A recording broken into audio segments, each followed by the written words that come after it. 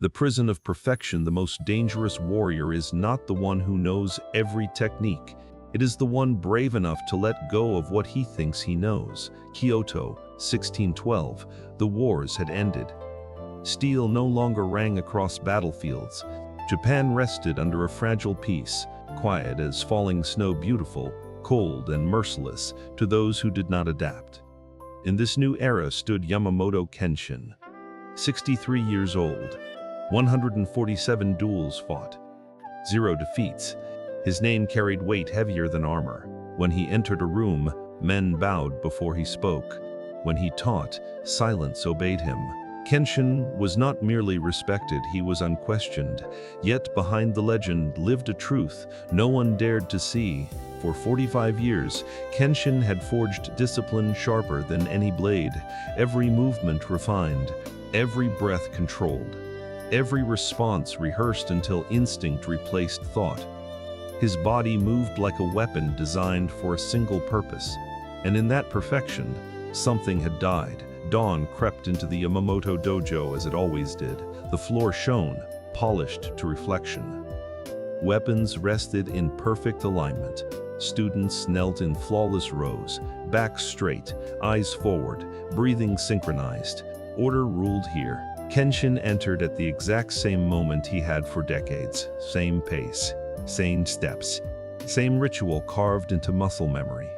His hair was streaked with gray, his face etched by time like an ancient carving. Yet his movements remained precise, efficient, almost inhuman. "Begin!" he commanded. Students rose together, blades moving as one organism. Forms flowed flawlessly, angles perfect, timing exact. No deviation. It was beautiful, and it was empty. Kenshin walked among them, eyes sharp, correcting the smallest imperfections. A wrist turned a fraction too late, a stance, a breath too wide. His presence alone enforced obedience. "Tanaka," he said.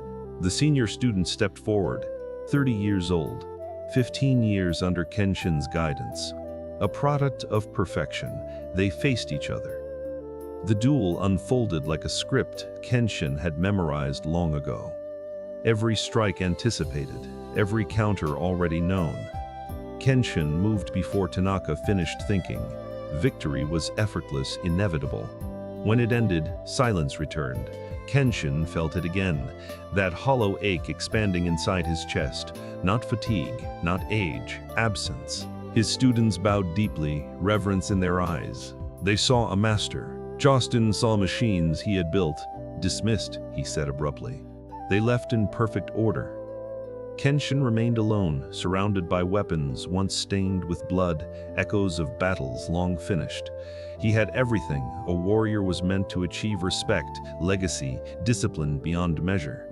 Later that day, Lord Matsudaira summoned him. "Sensei," the Lord said, bowing deeply. "Japan is peaceful now. We need men like you more than ever to preserve the old ways." Kenshin bowed in return. "I am honored. Your students are unmatched," the Lord continued. "Perfect obedience, perfect execution. You have created exactly what this era requires. Exactly what this era requires." Those words followed Kenshin through the streets of Kyoto as he walked alone afterward. Perfect obedience, perfect execution, perfect death. He had done his duty. He had given society what it demanded: warriors who followed orders without question, performed tradition without understanding, protected form while losing spirit.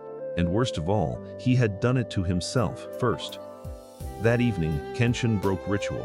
Instead of meditating at sunset, he walked beyond the city walls, where stone gave way to forest, where order met chaos, where rules dissolved into wind, water, and wildness. He sat among the trees, listening not to commands, not to breath counts, but to life itself. Water flowed without pattern. Nothing repeated perfectly, and yet everything worked. For the first time in 45 years, Yamamoto Kenshin allowed himself a forbidden thought. What if everything I mastered is what is killing me? The question frightened him. And somewhere beneath that fear, something stirred. Something alive. The man who knew nothing for 3 evenings in a row, Yamamoto Kenshin, returned to the forest, not to train, not to meditate by rule, not to correct his breath or posture. He simply sat, At first, his body rebelled. His spine demanded straightness. His hands twitched for structure. His mind tried to impose order, counting breaths, labeling sounds, organizing chaos into familiarity. But the forest refused. Leaves fell when they wished. Birds interrupted silence without apology. Twice. Kenshin watched, uncomfortable, as nature ignored everything he had spent decades mastering. On the third evening, he noticed someone else. An old monk sat near the stream, robes faded, posture relaxed, eyes bright with a strange, effortless joy. He looked as if he belonged to the forest rather than visiting it. Kenshin approached and bowed. "Forgive my intrusion." The monk smiled gently. "The forest does not belong to me. Sit if you wish." Kenshin sat beside him, back instinctively straight, hands resting perfectly on his knees. Silence stretched between them, not awkward, but alive. After a long while, the monk spoke. "You are Yamamoto Kenshin?" Kenshin nodded. "Yes." "Master of Shinkage-ryu, 147 duels. No defeats." Eyes sharp yet kind. "Tell me something, Master Kenshin. Are you happy?" The question struck harder than any blade. Happy. A warrior's life was not built for happiness. It was built for discipline, honor, duty, control. Happiness was irrelevant, or so he had believed. "I have purpose," Kenshin replied carefully. The monk chuckled softly. "That was not my question." Kenshin's breath tightened. "Then what is the purpose if not that?" The monk picked up a small stone and rolled it between his fingers. "Discipline, mastery, service, honor. You possess all of these, do you not?" "Yes, and yet," the monk said calmly, "you sit here each evening like a man who has lost something he cannot name." The words slid past Kenshin's defenses. His voice, when it came, was quieter. "I have everything I trained for," he admitted. "My students perform flawlessly. My discipline never falters. My legacy is secure." He paused. "And I feel nothing." The monk nodded, as if Kenshin had confirmed what he already knew. "Do you know the concept of Shoshin?" the monk asked. "Beginner's mind," Kenshin replied immediately. "Of course." The monk smiled. "Then tell me, when was the last time you experienced it?" Kenshin opened his mouth and stopped. The answer came uncomfortably clear. He said, "When I was still a student. Since then." "I know too much," Kenshin admitted. "Every form, every counter, every outcome. There are no surprises, only execution." The monk leaned forward and gently dropped the stone into the stream. Ripples shattered the surface. "Believing you know everything," the monk said, "means you are no longer present. You live inside memory and expectation, not reality." Kenshin watched the ripples fade. "Your discipline," the monk continued, "has become still water, controlled, beautiful, clear." He looked at Kenshin. "And stagnant," the word stung.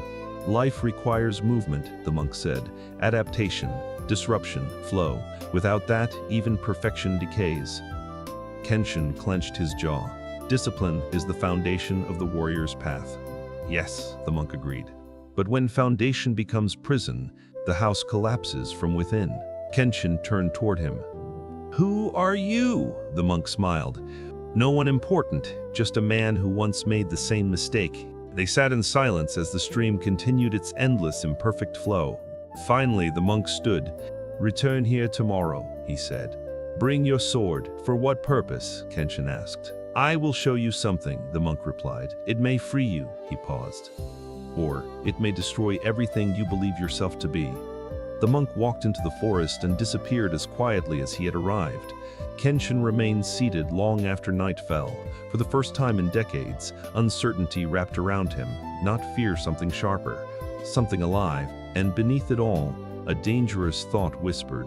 What if mastery begins where certainty ends? That night, Kenshin did not sleep easily. Learning to flow dawn arrived quietly. Mist clung to the forest floor as Yamamoto Kenshin stepped between the trees, sword at his side.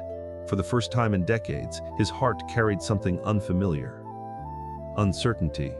The wandering monk already waited by the stream, sitting on a fallen log as if time itself paused around him. "You came," the monk said. Kenshin bowed. "I keep my word." The monk gestured toward the water. Water struck rocks, split into countless paths, rejoined, disappeared beneath the surface, then emerged again. No pattern repeated. No flow was identical. "You see only what you know," the monk said. "I see water," Kenshin replied. "But not life." Kenshin frowned. "Explain." The monk stood and picked up a branch, tossing it into the stream. The current carried it, spun it, slammed it against stone, yet it continued onward. "Life is not controlled," the monk said. "It is responded to. Discipline prepares the body, but presence prepares the spirit." Kenshin's grip tightened on his sword. "I am not rigid.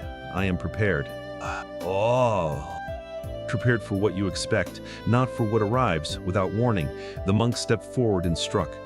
Kenshin reacted too late. The monk's wooden staff tapped his shoulder light, almost playful.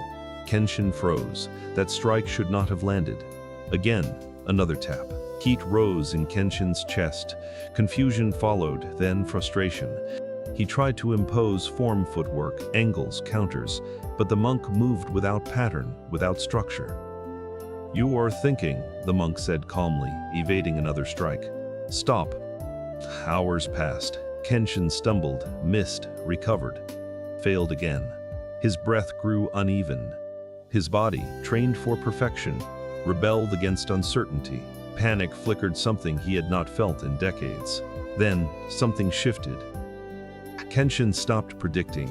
He stopped calculating. He felt the ground beneath his feet. He felt the ground beneath his sword in his hands.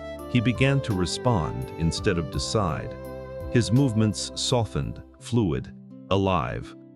The monk's strikes slowed not because Kenshin forced them, but because he met them naturally. Timing replaced technique. Awareness replaced memory. "The I can see. I haven't made that sound in years," he said, breathless. "This," he asked quietly, "is freedom?" The monk nodded. "This is presence. This is Shoshin. This is life." Days turned into weeks. Kenshin returned to the forest every morning. Sometimes they sparred, sometimes they simply walked. Sometimes they sat in silence, letting uncertainty exist without correction. Kenshin's body changed not in strength, but in ease. His mind loosened its grip on control. He smiled more, listened more. Then one morning, urgency arrived.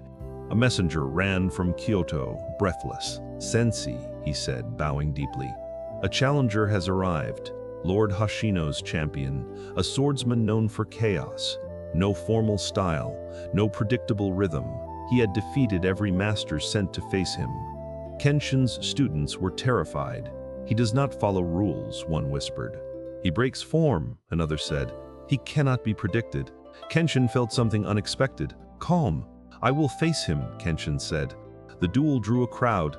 The challenger attacked wildly fast, erratic, alive. Old Kenshin would have tried to control him. This Kenshin did not. He flowed, he yielded, adapted, moved with what came. When opportunity appeared, he acted not from memory, but from presence. Steel clashed. Breath slowed. The duel ended. Kenshin stood victorious, not flawless, not untouched, but alive. The crowd was silent. His students stared in disbelief. "How?" Kenshin sheathed his blade. "Discipline is vital," he said, "but discipline without presence is death. Balance is life." That evening, Kenshin returned to the dojo, and everything changed. The true legacy, the dojo felt different. The same walls stood, the same weapons rested in their places, the same students knelt on the polished floor. Yet something invisible had shifted. Students practiced their forms, still precise, still disciplined. But Kenshin no longer searched for perfection alone. He watched their breath, their hesitation, their instincts. "Stop!" he said gently.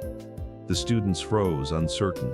"For years," Kenshin began, "I taught you how not to fail. Today, I will teach you how to live." Murmurs rippled through the dojo. "You will still learn form," he continued.